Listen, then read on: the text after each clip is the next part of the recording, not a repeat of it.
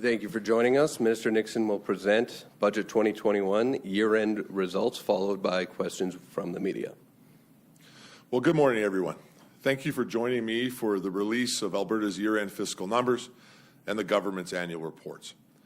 Alberta's government's actions are making life more affordable for Albertans and setting a path for a strong economic future for businesses, families, and future generations.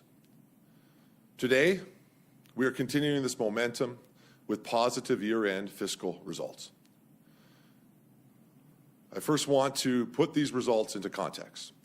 We are reporting on fiscal year 2021-22, which ended on March 31st of this year. So everything that we're talking about today is within the context of last fiscal year. And a lot has happened in the province and, frankly, around the world since we released Budget 2021 16 months ago. At that time, the global economy was slowly emerging from one of the worst downturns in history. Leading up to Budget 2021, West Texas Intermediate was trading between $40 and $50 a barrel U.S. That was actually way up from 2020 when the price dipped below $0 at its worst. So for the budget, we based the budget on oil prices of $46 U.S. per barrel. A few more stats to give you an idea of how volatile oil prices can be. On April 1st, 2021, the price of West Texas Intermediate was almost $62 U.S. per barrel. 1 year later, on April 1st, 2021, or 2022, I should say, WTI was almost $102 U.S. per barrel, an increase of 65% over 1 year.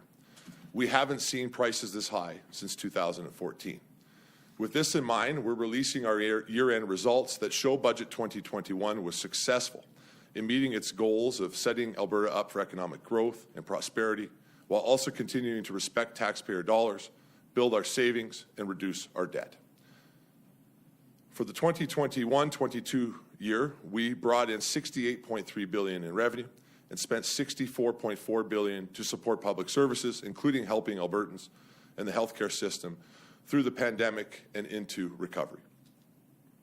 In the end, that means Alberta's government ended the fiscal year with a surplus of $3.9 billion compared to the $3.4 billion deficit forecasted at the end of the third quarter. Over half of the reported surplus, more than $2 billion, is due to a partial reversal of the onerous contract provision for the Sturgeon refinery as the Minister of Energy renegotiated a better deal for Alberta with a new ownership framework. The remaining portion of the surplus is due to several key factors. Alberta's government made strategic spending decisions based on responsible fiscal management, offering targeted funding so ministers could provide services Albertans needed. Second, the economy bounced back and saw growing investment in our province as many sectors expanded inside Alberta. Investors were attracted by the job creation tax cut and by the Alberta government's diversification efforts to support sector growth in technology, film, agri-food, hydrogen, carbon capture projects, and other sectors outside of oil and gas. Finally, the price of oil jumped significantly in the last 2 months of the fiscal year, driving oil and gas revenues here at home. I've seen a lot of speculation lately about a potential surplus and how the government should immediately spend it.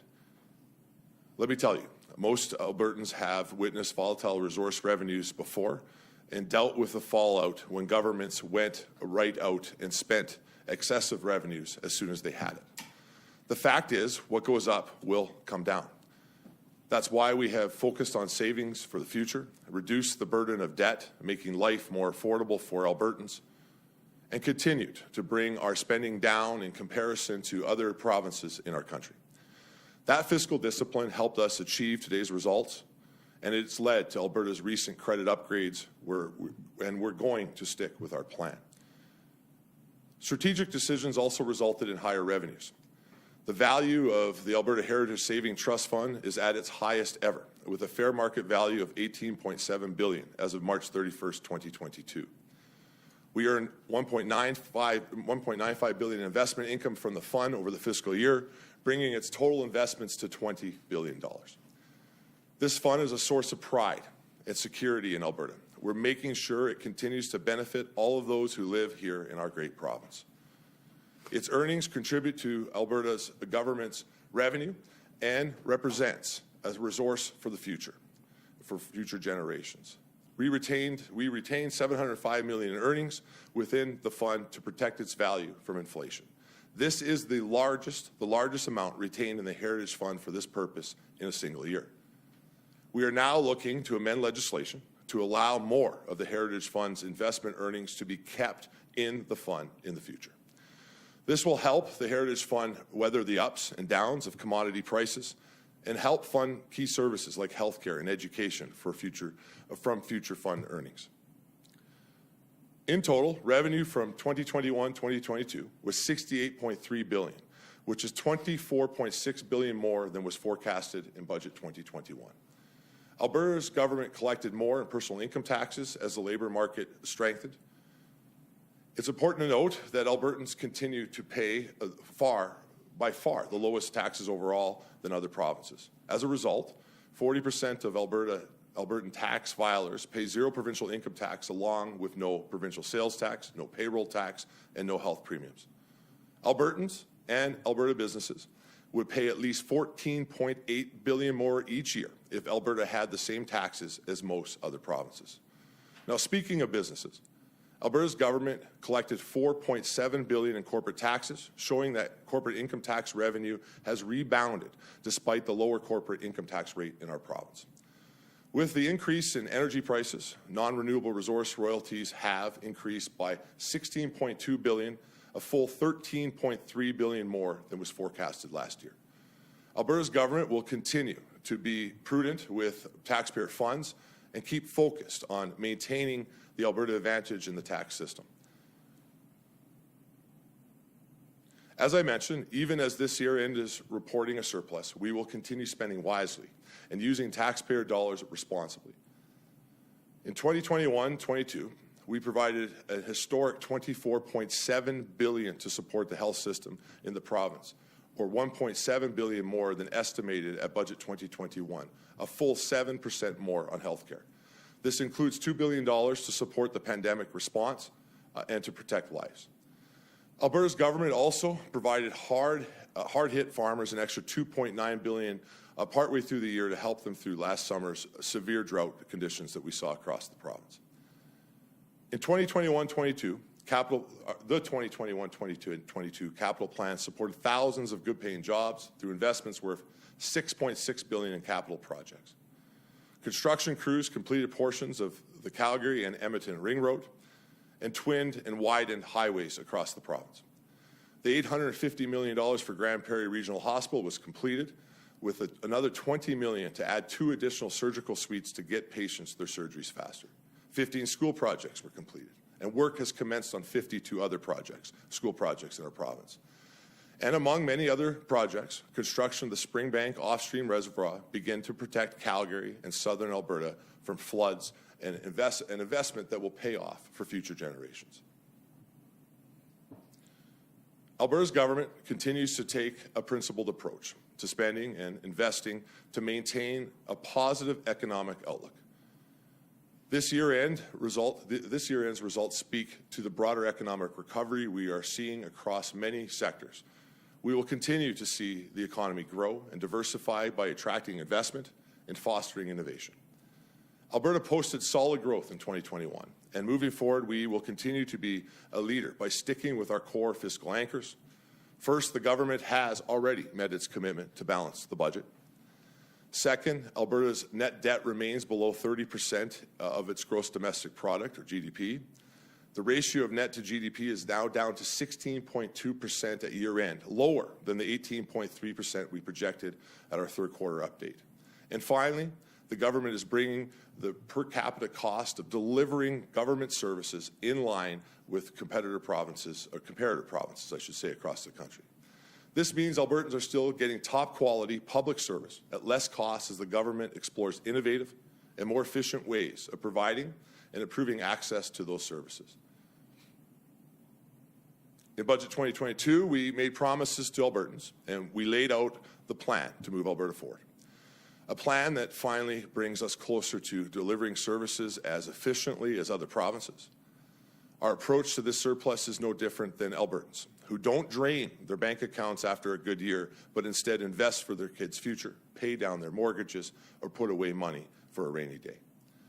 We don't base our spending on volatile resource revenues. We base our spending on the needs of Albertans. We will continue to cut taxes to make life more affordable for Albertans, as well as saving for future generations, reducing the burden of debt on everyday Albertans, and supporting Albertans through this time of high inflation. Work is already underway to combat the rising cost of living in our province. Alberta's elimination of the provincial fuel tax is helping families and seniors make ends meet and maintaining the lowest fuel prices in the country. Alberta has recently provided additional funding for school boards to help with rising school fuel costs, to keep transportation fees low for parents. Alberta's recent childcare funding agreement is allowing parents to have access to low-cost, quality childcare. And starting next month, electricity rebates will help Albertans make ends meet and lower their monthly costs going forward. All of these innovations are providing much-needed relief in the face of rising cost of living. Alberta's government will continue to strategically invest in the needs of Albertans while paying down debt and investing in our future with the Heritage Trust Fund. This past fiscal year, we paid down the provincial debt by $1.3 billion because we know repaying debt ensures that Albertans' tax dollars go towards services and not bankers and bondholders. We anticipate investments in the Heritage Fund will generate more revenue in the future and will help Alberta weather the storms and roller coasters of the future, whatever that may be. In closing, I am proud to present this fiscal update that shows Alberta is recovering and leading the nation in creating jobs, building prosperity, spending wisely on the things that matter to Albertans, diversifying the economy, and putting more money back into the pockets of Albertans. And with that, I'm happy to take some questions. Media will please approach the microphone, introduce yourself. We'll have one question and one follow-up before we go to the phones. So some headline news, no doubt, last night. Tamara Leach was arrested for daring to take a photo with a persona non grata. As a representative of this government, do you feel that this is an appropriate use of both financial and judicial resources? And are you troubled that an Albertan is being hauled away to Ottawa as a political prisoner for being an ideological objector? So I don't know the specifics of what's taken place last night in regards to any issue that's before the court. I don't know the specifics. What I will say is that there certainly are concerns from the Alberta government in the approach that the Prime Minister took in the use of the Emergency Measures Act, something that Alberta made clear at the time. And I know today that the Premier and Minister Shandro have announced that there will be an inquiry into the use of that act, and I think that's where our focus as a government is, to understand what has taken place and to be able to get answers for Albertans in regards to their concerns and the government's concerns about the Prime Minister's actions when it comes to the Emergency Measures Act. But specifically, as for some of this before the courts, I don't know the issues. As a follow-up, the ongoing AHS legal efforts on some of these matters are no doubt costing a fortune and are very often yielding legal losses. Will the government of Alberta ever stop wasting massive amounts of resources on the ongoing persecution of unconstitutional mandate objectors? So, again, issues before the court, I'd refer you to Mr. Shandro, who would be better briefed to answer them. But this government has committed to a full and fulsome review of AHS and the total response to the COVID-19 pandemic. That's something that I support. I think needs to take place so that we can understand what's taken place during the response to the pandemic, and to be able to make sure that future generations will be able to adjust to the learnings of what's taken place over the last 2 years during the pandemic. And if I may, just because this is obviously pressing, is there a timeline on that? Because people are being hauled away as we speak.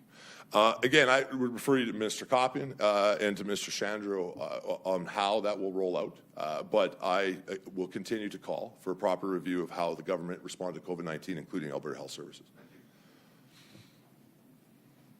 Stephanie Thomas, CTV Calgary. You mentioned that what goes up must come down. So just given that we know that we are seeing, profits and revenues from oil and gas, what are the plans then in place to save and to not squander this new wealth? So a couple things. First off, even within this fiscal update, we have invested the most ever for inflation inside the Heritage Trust Fund to be able to make sure that it's topped off. We will be bringing forward legislation in the fall to be able to make it that we can invest more of the earnings from the Heritage Saving Trust Fund back into it. Right now, the legislation only allows for us to invest up to CPI. And we want to be able to provide an opportunity to put more money into the savings or to the Heritage Trust Fund going forward. We also want to and will continue to bring forward plans to reasonably pay down the debt. There's still about $95 billion worth of debt in our province, and we need to make sure that we move forward with a plan on that. Simultaneously, what has changed since we put forward those parameters in the last budget on how we would deal with the surplus is the inflation situation across the world. Is requiring governments to take action for affordability measures, and so we will be using some of the surplus to do that. We already are, with the fuel tax removal alone. That's about just over $600 million this last quarter and the quarter that we're heading into. And if it was to go for the whole year, it would be a little over $1 billion. And so in the last 3 months or so, we've announced about $2 billion in affordability measures. And we see that as an important part of how we would invest some of the resources that we're gaining through the windfall in oil and gas revenues. And regarding the Sundry controversial float, you said on Sunday that that parade float was racist. So can you explain how you saw it that way? Well, I didn't see the report or the float itself at the parade because of my location. The parade were up front with the MP and the mayor. But certainly, when you see the pictures on social media, it comes across as racist. And again, I've called out Justin Trudeau when he did blackface as well. And it certainly came across to the Sikh community inside this province as racist. And I would say it was a poor reflection on my community and not an accurate reflection of Sundry. And so I condemned it because of certainly what it looks like, and it definitely appeared to be a racist image.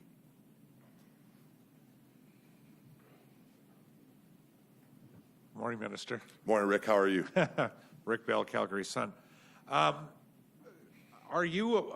What effect do you think will have as Finance Minister on Alberta investment? Some people have weighed in on this already, including at least one of your colleagues, I think more than one of your colleagues in Cabinet, on the rumblings about sovereignty in Alberta and not enforcing certain federal laws, et cetera, et cetera. I don't think I have to explain to you what the Sovereignty Act proposal is.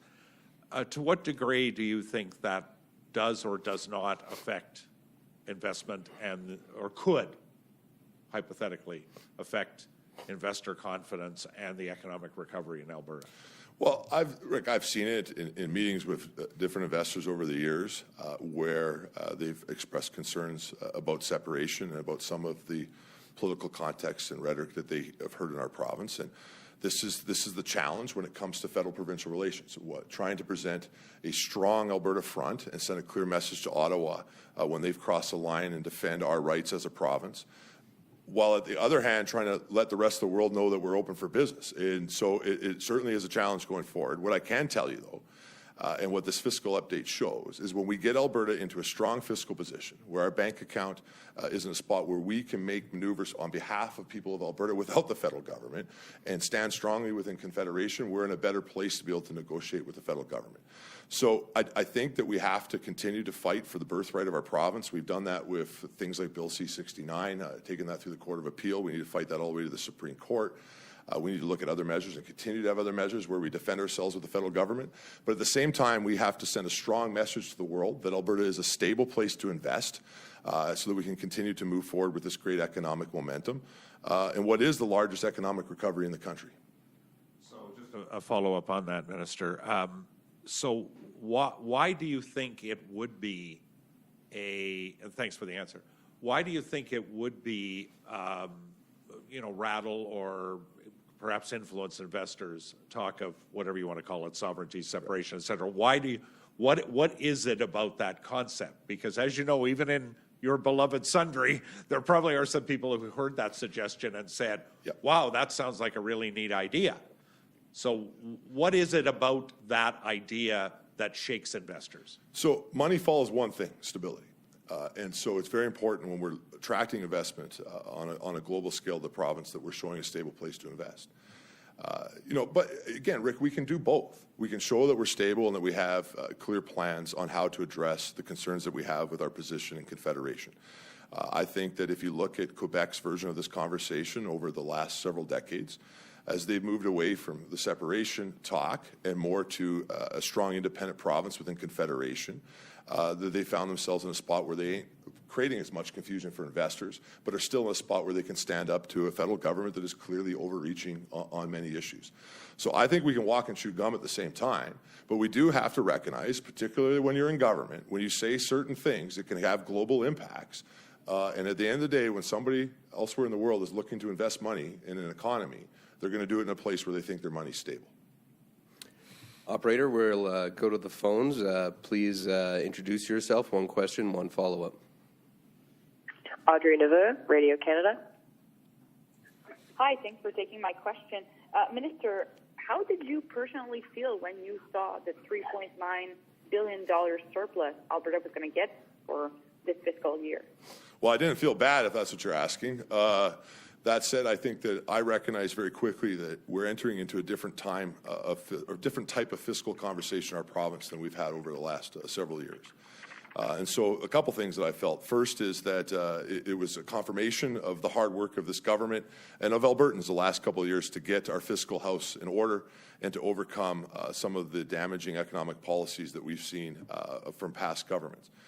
The next thing I thought was how we make sure that we didn't make the mistakes of former PC governments and NDP governments, and that we use this opportunity in a way that can benefit future generations, as well as invest for some of the needs that we face now.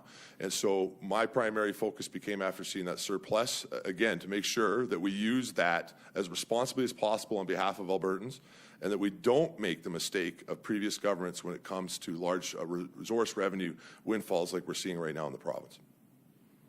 Follow-up? Yes, and on this topic, your predecessor, Mr. Tays, was fairly open, it seems, to having a panel look into the revenues of the province. Now we're in a much more better position. Do you think it would be time to look at it and see how the province can manage those revenues going forward to avoid those mistakes, as you're mentioning? Minister Tays certainly was committed to doing a revenue panel. I believe that was either something that came up through the platform process or at least early on inside our mandate. I am not opposed to having a conversation about revenue through a panel process where we can talk with Albertans about how our province's revenue works. But in the meantime, we need to react responsibly right now when we find ourselves in a position where we're getting large surpluses from oil and gas revenue. And so that's why we're laying out a plan as a government right now to try to focus on three areas with this revenue. One is to invest in the future through investments in the Heritage Trust Fund. Second is to focus on dealing with the debt that we have inherited as a government and as a province. And then lastly, making sure that we're in the best possible spot to respond to whatever may come. One thing that this oil and gas revenue shift shows is how volatile the world is and how little us as a subnational government can control that situation. So I think it's incumbent upon us at the moment to make sure that we strategically use these resources to help Albertans through those issues right now, particularly around inflation and affordability, but do it in such a way that we don't create problems for future governments when those oil and gas prices come back down. Operator, please do through the next caller. Josh Aldridge, Calgary Herald. Morning. Thanks for taking my call. Minister, you've talked a lot about investing and saving the surplus, but even now we're looking at about $40 for WTI above what the provincial government has budgeted for the 2022 budget. Is there any potential for those dollars to be invested, even at a smaller amount, or for an increase to things like downtown Calgary, downtown Edmonton, which saw a very minimal investment from the province in the 2022 budget? Is there the potential for any of these dollars to go back to into investment into additional projects or programs? There's a significant potential to continue to use the budget to invest in programs all across the province. What can't happen is going back to paying more for services inside this province than every other province of comparability inside this country per capita. So now that we have been able to bring our fiscal spending in line with other provinces, this creates an opportunity where we can invest surpluses in things that benefit Albertans instead of putting it into the black hole of government. As for investments inside Calgary, I disagree. I think there has been significant investments announced in Calgary. Just the other day, I was here in my former capacity as Environment Minister announcing the new Springbank Reservoir. That's a significant investment to protect the city.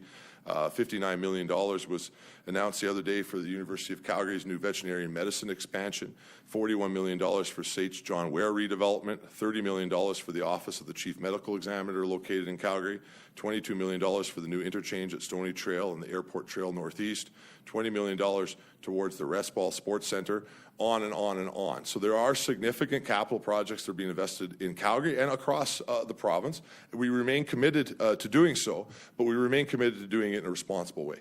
Follow-up question? Yeah, well, I was referring specifically to the $5 million for downtown revitalization for Calgary. So my apologies if I misspoke. If you could get into more detail, how you find that balance on how much you put into debt repayment out of this and how much into heritage savings. How do you get to that balance as opposed to saying, let's just pay down debt and as opposed to squirreling away as much as you can into heritage? So that's the challenge that will be before Cabinet over the next couple of weeks as we head into Q1 update for this fiscal year. We know, and I believe, that the priorities that I've just outlined are the best way to invest and to use Albertan surpluses in the most responsible way. We now need to have a more detailed conversation to understand what that will look like. And part of this is that we're going to have a better idea of what the future looks like as we head into August and that Q1 update on resource revenues for this upcoming year. And then we can have a conversation about what that may look like in a more permanent way or a more structured way for Albertans. Operator, can you please put through the next caller? Aaron Collins, CBC. Hey, thanks for taking my question. I recognize this isn't a forward-looking update, but I just wanted to sort of poke that a little bit. Obviously, some of the commodity prices that have led to this dramatic turnaround are going to lead to a large surplus in the next fiscal year, to this fiscal year as well. Do you have a sense of how big the surplus could be? I know you're talking about that August update, but could we be looking at a $20 billion surplus in Alberta this year? So I don't have a sense enough that I could provide a confident answer to that question. My officials and my experts are still saying that we need a little bit more time before we can give that a proper answer. But as we come into the Q1 update, we will have more clarity around what we think next year will look like, which is why we'll be in a better position to answer that in August. Follow-up question? Given that there is likely to be quite a large surplus coming down the road, and you talked about savings, you talked about relief for inflation. Are we thinking about potentially, direct relief for Albertans in the near future? Checks being handed out to families and individuals who are struggling to make ends meet?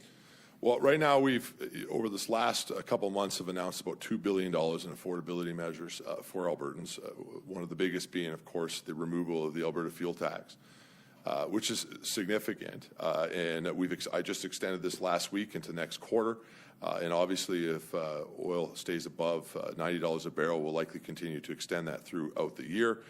Starting this next month, Albertans are going to start to see those rebates on their electricity bills for July, August, and September.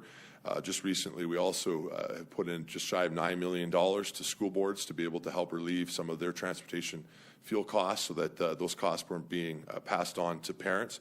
The federal government as well has got some contributions coming into the system as soon as July. And so we are watching right now to see how those measures work.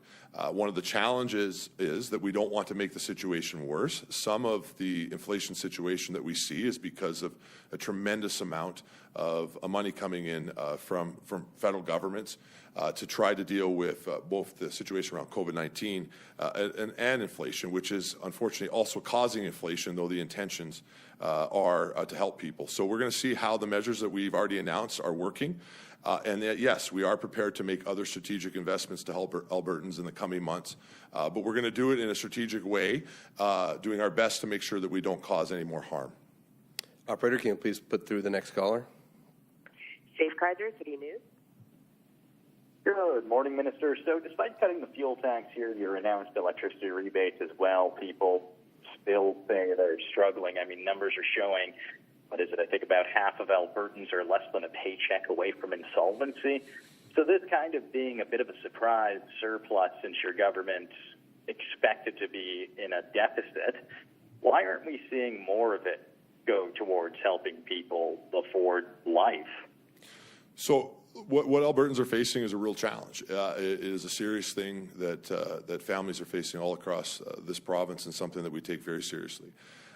Which again is why already in the last couple of months we've already brought forward $2 billion worth of affordability measures, everything from the fuel tax being removed in the province, the electricity rebate that Albertans will start to see in July, the natural gas rebates that will take place in October as we move into home heating season.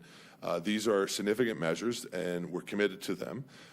We are committed as well to do more if needed, but we have to take our time and make sure that the measures that we're using are being are fully into the system. We understand their impact, and we need to recognize that if we go too far with this, we can actually make the situation worse, even though we're trying to help. So we are prepared as a government to do more affordability measures in the coming months. And I suspect I'll have more to say about that in August when we do the Q1 update. Our focus right now is on getting the affordability measures out that we have already announced and making sure that they're getting into Albertans' politics at the moment, or into Albertans' pockets, I should say. Follow-up question? Yeah, thanks. So whether or not you say these are significant measures and you're trying to get them out now, I mean, the people directly affected, the people who are in that statistic I listed being about just a paycheck away from insolvency, they're all saying these measures aren't enough. So why aren't you looking at doing more now rather than saying, oh, let's wait until later? What if later is a little too late? So, again, these measures do have a significant impact. We saw a StatsCan report in April that showed that Alberta was well behind the Canadian inflation rate, and one of the reasons that was credited for that fact was the work that we did on removing the fuel tax. The fuel tax itself being removed doesn't just help Albertans who drive every day, though it does help them significantly. And any Albertan who gets the opportunity to go to BC shortly on vacation will report to you how much cheaper gas is inside our province as a result of that decision. But because everything comes in our society through truck and through fuel, us removing that tax is lowering the costs and all sorts of other goods within the system. We recognize that there may be more affordability measures that we need to bring forward.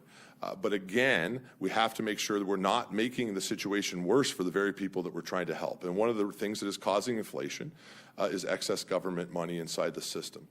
The next biggest thing to Alberta's fuel tax removal that can be done right now to help Albertans and Canadians is the federal government to follow Alberta's lead and remove the fuel tax and remove the carbon tax from fuel across this country. That would have the biggest immediate impact on Albertans and Canadians. And we're going to continue to call on the federal government to follow this province's lead and help to deal with inflation, not just for drivers, but for the entire economy, because we're able to reduce the cost of trucking and trains and other issues like that inside our society. Operator, can you please put through the next caller? Janet French, CBC. Hi there. You were talking about increasing affordability measures, and I think a lot of people would look at this government influx of cash and say, I don't see this windfall reflected in my life. They might say their child lost their educational assistant because of school budget constraints. They might notice that AISH remains de-indexed from inflation and that an ambulance doesn't come when they call. So how do you plan on using some of this surplus, if at all, to improve public services in the short term? Well, a lot to unpack there, Janet. I mean, first, we intend to continue to have continue to invest in healthcare significantly. This government has the highest healthcare budget in the history of the province. There are other issues with our system, and Minister Copping is working to address those, including ambulances, which is a significant issue. But we'll continue to invest in education. We continue to invest significantly inside education. As I also just mentioned, just the other day, we added about $9 billion, just shy of $9 billion to, I should say $9 million to education boards, to school boards, to be able to help with fuel costs. About $100 million to help with the increased costs for teachers' wages. And so those investments continue to happen. But we can't go back to the old habits that previous governments did, which is to pay more than other provinces for services. This government worked tirelessly for the last 3 years to bring our spending in line with other provinces so that we, in these very moments, that we will have more resources to be able to respond to Albertans' needs. Again, there's been $2 billion, as far as I know, more affordability measures announced by the province of Alberta than any other province inside this country, except for maybe Quebec. And I would argue Quebec is using Albertans' money for their affordability measures. But it shows our commitment to affordability. That said, we have to work to be able to make sure that the measures that we are using don't make the inflation situation worse, because we'll end up hurting the very people that we're trying to help. Follow up? So to be clear, you think Albertans should be satisfied with the current level of public services, even while there's this influx of cash into coffers? No, what I said, Janet, was Albertans should never be satisfied with paying more than other provinces for the same or worse services. And so as the government has brought its fiscal house into order and brought our spending for the same services in line with other provinces, that creates opportunities for us to use our resources in more productive ways for Albertans. And we can't allow windfalls like we saw with previous governments, not just the NDP, but previous PC governments, who would then use those windfalls to create a bad fiscal situation, spend more money for the same or worse services than other provinces, and then create a situation that we found ourselves in 3 years ago when we came into power, where we had to then come and fix that situation when we did not have the resource revenue to pay for it. Operator, can you please put through the next caller? Catherine Kurkowski, Alberta Today. Yeah, you've piqued my interest with this upcoming legislation. So you said that it's going to allow the government to increase the amount put into the Heritage Savings Fund above CPI. Did I hear you also say that it will limit what can be taken out? Or and if so, how would you square that with wanting to keep taxes low? Because traditionally, that's what the fund's been used for, is to offset cost of projects, for instance. So you heard wrong. To be clear, the current legislation is that we can only invest up to CPI from the earnings of the Heritage Trust Fund, which we have done this year. We will be bringing forward legislation in the fall to be able to expand that because we want to be able to invest more of Albertans' money inside that Heritage Trust Fund to then use the revenue from that fund to be able to invest in services for Albertans during rainy days. Follow-up question? Yeah. So when you talk about a flood of government cash, I think people on the right might say, well, it's not the government's money, it's our money. And people on the left might say, inflation isn't caused by government spending, it's caused by corporations hoarding profits. So can you, I guess, explain and respond to those type of critiques of why you think it is excess government spending that is causing this inflation? Well, first, let me be very, very clear. Both tax revenue and royalty revenue that the Alberta government is enjoying right now and in any other year is Albertans' money, and is the biggest reason why we have to make sure that we don't fall into some of the bad habits that we have seen in the past. As for when we do fiscal stimulus, whether or not it can impact inflation, I think that's a fact and not something that can be argued. That does not mean that the government should not do affordability measures, as this government has done, to try to help everyday Albertans weather this global inflation storm that we face. But what it does mean is that we have to be strategic and smart, not to make things worse for the very people that we're trying to help. Operator, can you please put through the next caller? Carrie Tate, Globe and Mail. Hi, thanks for taking my question. Minister, I'm wondering if part of the reason why we're not seeing plans on what you might do with the windfall, and is because right now the UCP is in the midst of a leadership race. Right now it's only just a lame duck leader. Is that influencing this? No, the leadership review in no way is determining how we respond to affordability measures that Albertans need right now, which is why the government's moving forward with $2 billion worth of relief right now. This is why last week I extended the removal of the fuel tax inside our province. This is why last week we brought forward measures to get more resources to school boards to deal with their fuel costs. We will continue to respond to Albertans' needs. But we will do it in a responsible way and a strategic way. So right now, there's, again, $2 billion coming from announcements this quarter alone on affordability issues. There's stuff coming from the federal government as early as July, and we have to watch how that comes in the system, see its impact, and then adjust accordingly to help Albertans. Follow-up? Yeah, thank you. I'm also wondering now how this might change public sector bargaining. We continue to work through public sector bargaining. I mean, just completed the deal with the ATA a couple weeks back. It continues to be a priority of the government to work through that process. Specifically, how it impacts it, I wouldn't have much more to say other than that at the moment, that we'll continue to work through that process as a government. Again, with the same goal of maintaining our spending in line with other provinces for the services that we receive. Thank you, everybody. Good. Thank you.